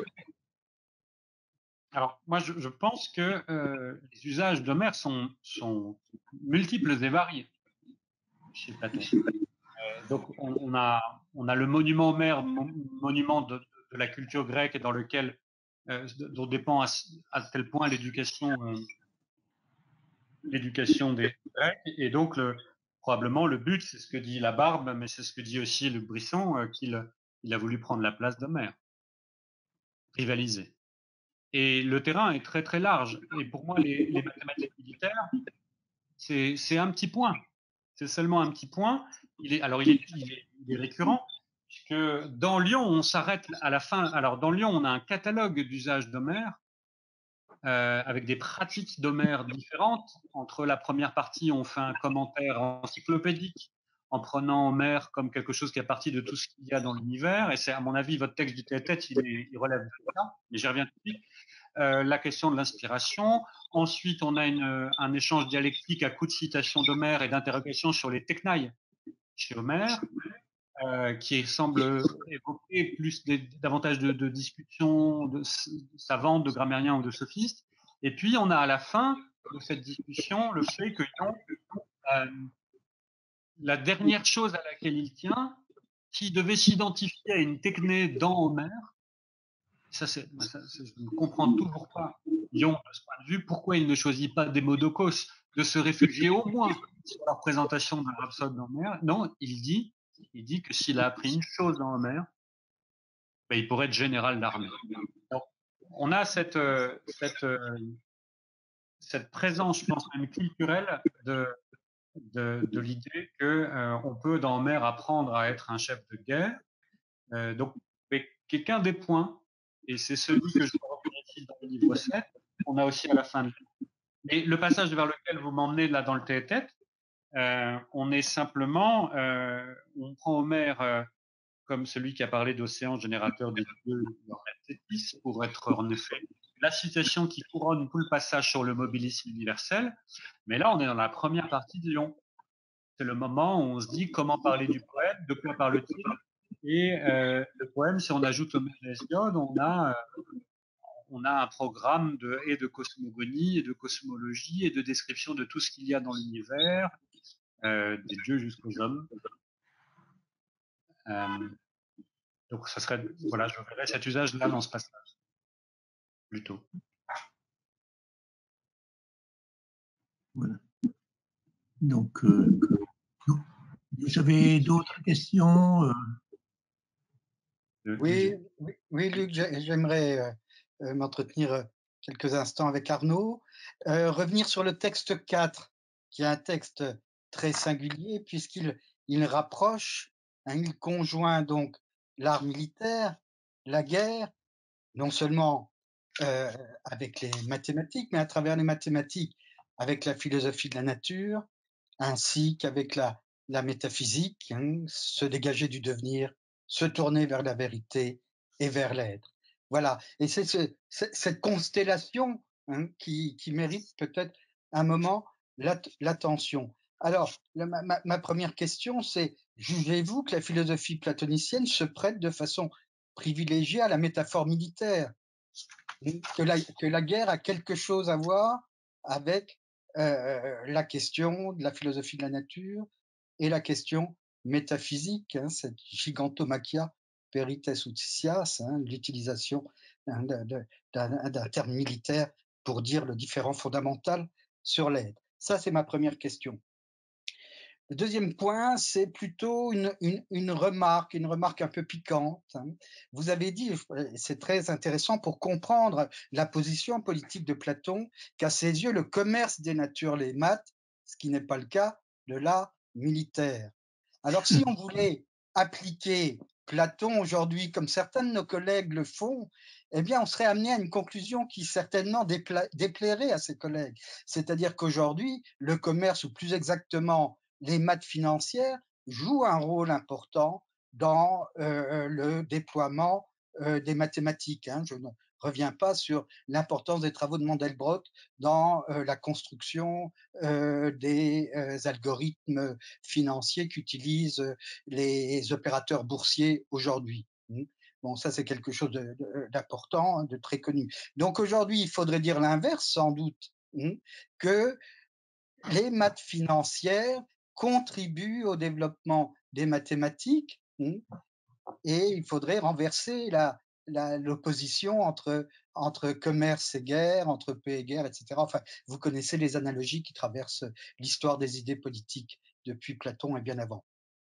Troisième point, une simple note de source. Avez-vous travaillé sur Élien le tacticien? Alors, il est évidemment bien plus tardif.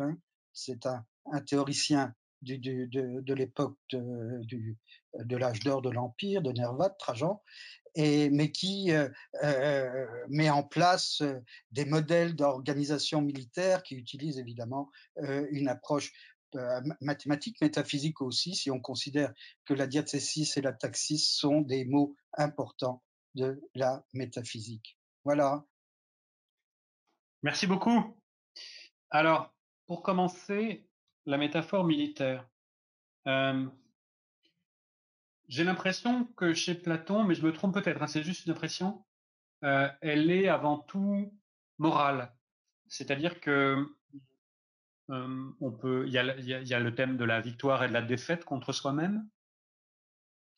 Il y a dans l'apologie l'idéal héroïque est invoqué beaucoup par Socrate, sur se comparant à Achille, qui, sachant qu'il allait mourir s'il continuait à faire ce qu'il faisait, ne pouvait pas néanmoins ne pas faire ce que les dieux avaient décidé. Bon, ouais, on a cette dimension héroïque sur ce terrain-là, il me semble beaucoup. Donc, ne pas être défait dans le combat avec soi-même, ne pas être en dessous de soi-même, défait par soi-même.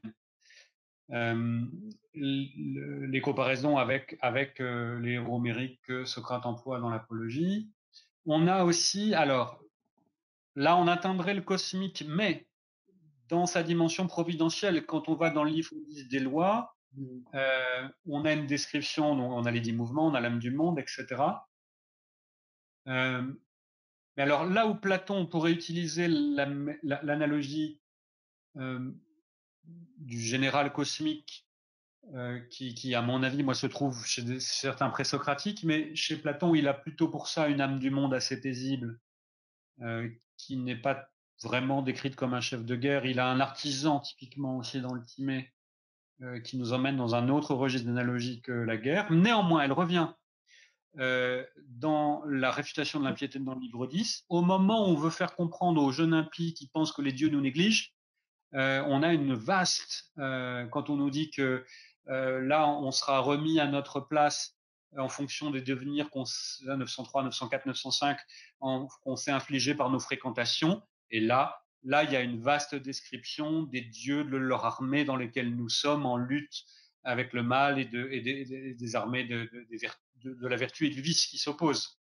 Et donc, je pense que là, on a sur le terrain de la providence, du devenir cosmique des âmes, de la cohorte qui revient. Donc on pourrait dire de l'idéal militaire individuel quand Socrate est seul dans l'apologie, et puis des cohortes et des armées nombreuses quand on est dans la métempsychose et la destinée morale des âmes. Et je pense que le mythe d'Air aussi, moi ce qui me frappe dans le mythe d'Air, c'est qu'on a une transgression. Il est obligé de modifier la topographie mythique pour l'adapter à une circulation d'âmes nombreuses. Il ouvre des grands accès. Enfin, voilà, on est obligé parce qu'on est face à une gestion de troupes. Bon, j'irai dans ce sens-là. Donc, je la reconnaîtrai, mais à chaque fois, il faut la cibler précisément sur des usages et des analogies qui seraient plutôt psychologico-morales, je dirais.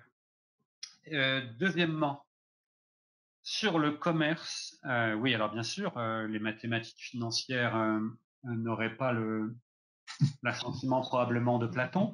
Mais alors, ce qui m'intéresse aussi dans cette histoire, c'est un texte que je n'ai pas eu le temps de regarder, mais rassurez-vous, je ne vais pas me mettre à le regarder maintenant complètement, mais juste après celui-là, je n'ai pas continué il y a un texte très étonnant juste derrière, puisqu'il se met à critiquer les mathématiciens. Il se met à critiquer les praticiens des mathématiques qui peuvent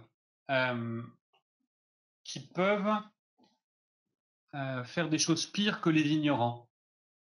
Qu'est-ce qu'il dit il dit c'est 525D.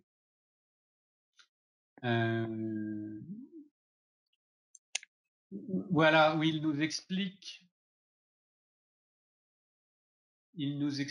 que je l'ai perdu encore.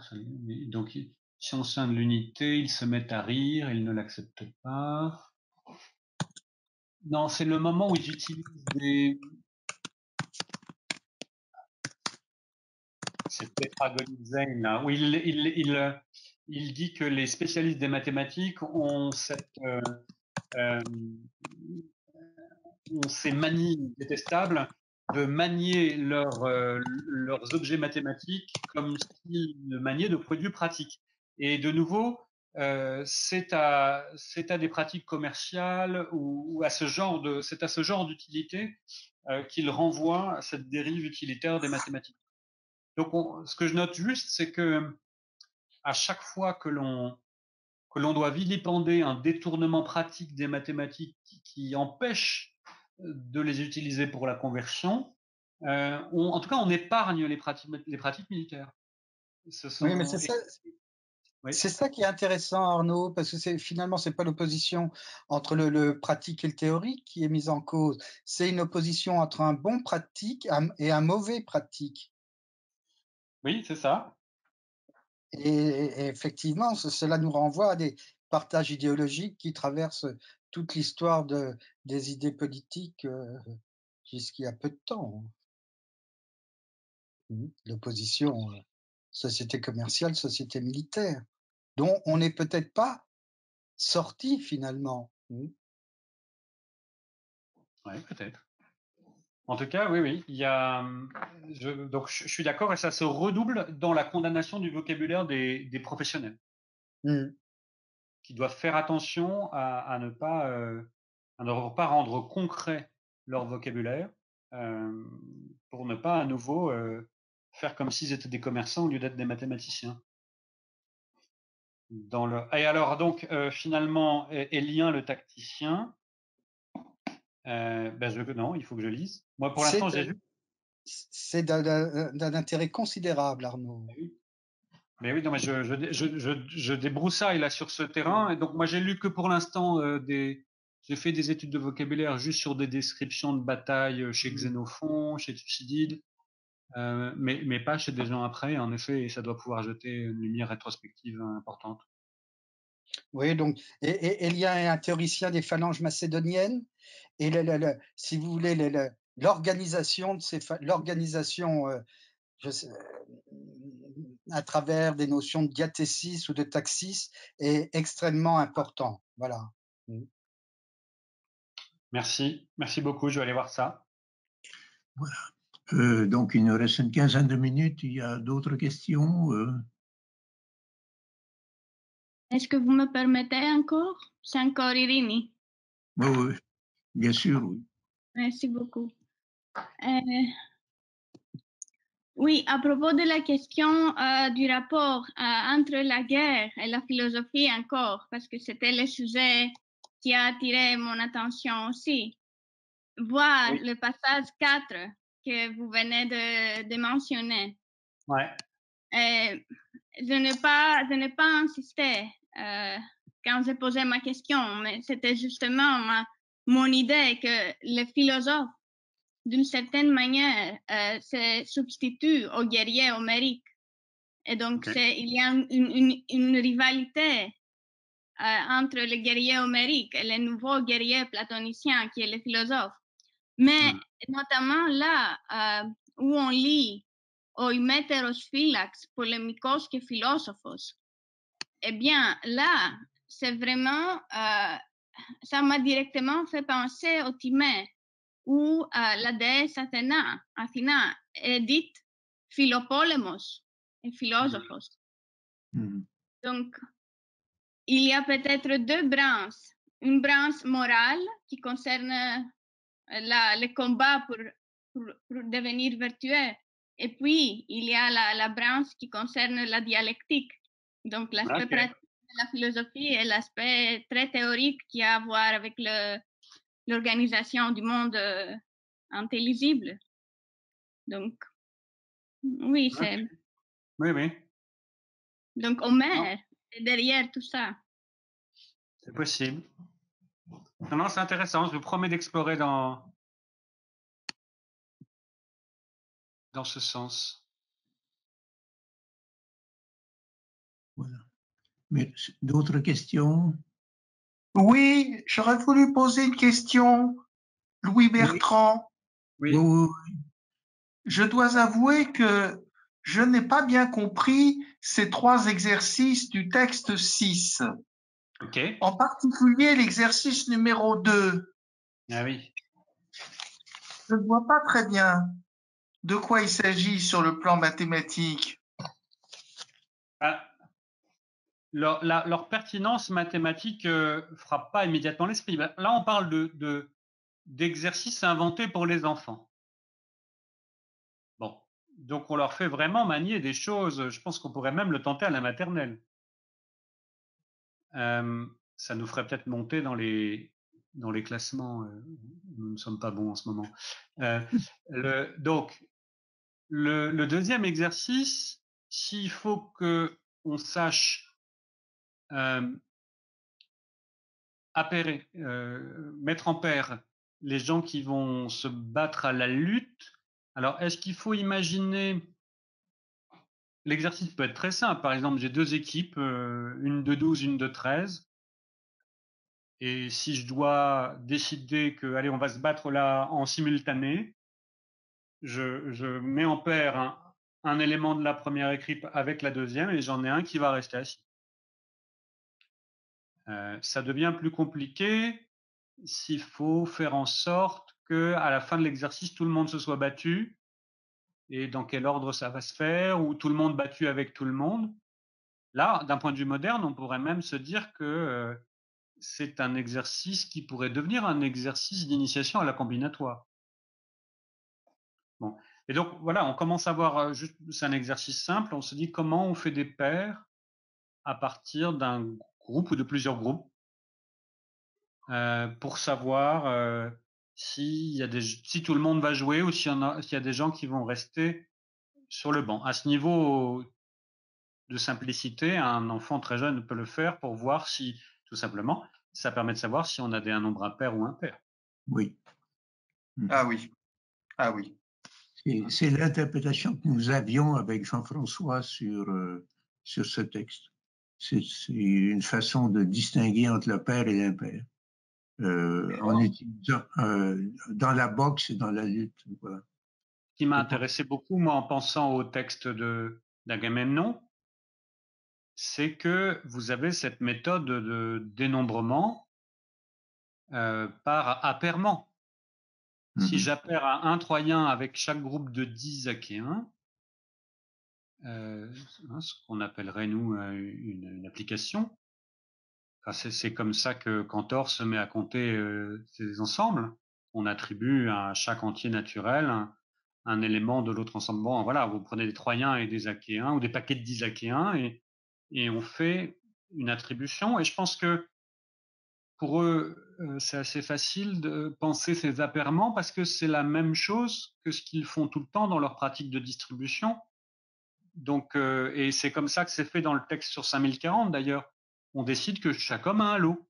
Donc on a couplé là un élément de l'ensemble des lots, un élément de l'ensemble foyer d'hommes, et on peut vérifier d'ailleurs qu'ils sont du même nombre du coup, et qui sont en nombre pair aussi, ou impair.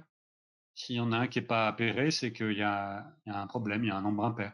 Donc voilà, on peut faire des petits exercices de comparaison de nombres avec ces méthodes d'appairement. D'accord. Et alors, sur le nombre 5040, je ne comprends pas comment ça peut être simultanément le plus petit nombre avec le plus grand nombre de diviseurs. On peut pas maximiser et minimiser simultanément. Il dit ça. Attendez, on était où? Texte 11. Ah, je sais pas, c'est vous qui l'avez dit dans l'exposé. Ah, pardon, je suis pas sûr d'avoir dit ça. Ah. Je l'ai dit, attendez, j'ai simplement dit, est-ce que j'ai lu ça? Choisissons donc celui qui possède dans l'immeuble le plus grand nombre de diviseurs et les plus rapprochés. Mais le chiffre de 5040 n'admet pas plus de 59 divisions, incluant celles allant de 1 à 10 sans discontinuité, qui puissent servir aussi bien pour la guerre que pour les occupations de paix. Donc non, il est remarquable parce qu'il a un grand nombre de diviseurs. D'accord. Platon a lui-même la liste des 59 et il dit qu'il n'y en a pas un de plus. C'est ça que Salomon disait qui est quand même pas facile d'avoir établi.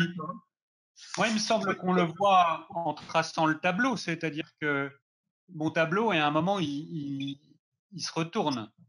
Oui, oui, comme tous les tableaux de diviseurs. Et du coup, il me semble qu'on peut s'assurer du nombre 59 avec des entiers naturels comme ça. Je ne sais pas quelle est leur méthode. Moi, maintenant, je donnerais cher pour savoir quelles sont leurs méthodes, s'il y a des études sur la façon dont ils ont pu établir ça. Non, mais là, il n'y a pas de problème. Voilà, si j'ai pas ru dire plus que ça, je suis désolé. D'accord.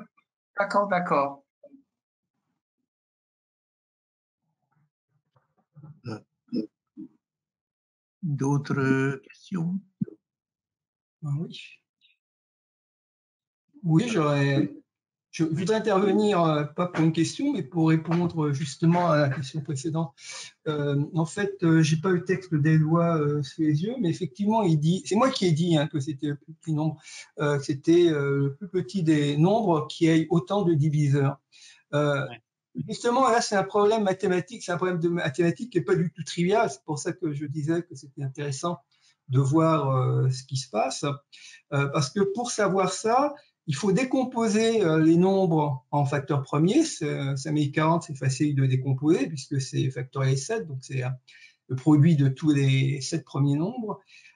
Ensuite, il faut calculer le nombre de diviseurs qu'a un nombre entier une fois décomposé en facteurs premiers. C'est un peu compliqué, donc je ne vais pas rentrer dans les détails, mais disons que si on veut avoir un nombre qui aurait relativement à 5040 un nombre de diviseurs plus grand, il faudrait le multiplier par 11. Alors, vous allez me demander sans doute qu'est-ce que j'entends par un nombre de diviseurs plus grand, puisque dès que vous multipliez 5040 par un nombre, vous avez un nombre de diviseurs plus grand.